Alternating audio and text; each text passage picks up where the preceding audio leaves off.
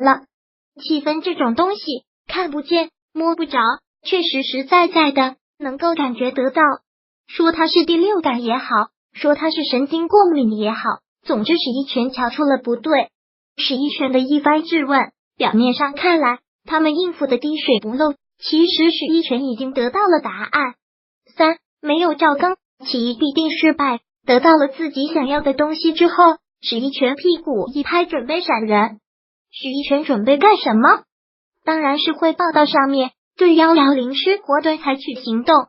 可以预料的是，只要史一会出了这个院子，最多1个小时，110师将被团团包围，解除武装，起义。还起义个屁！诡异的是，史一拳准备离开时，110师的这些身经百战的将军却无动于衷。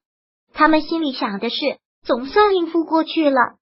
这讨厌的军统特务，他们巴不得史一拳早点走，却完全没有意识到史一拳走后的严重后果。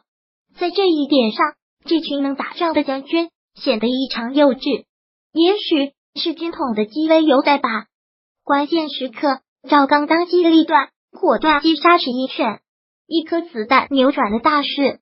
赵刚并没有地下工作的经验，可他不但眼界过人，在关键时刻能够充分认识到风险，能够果断做出决断，所以敌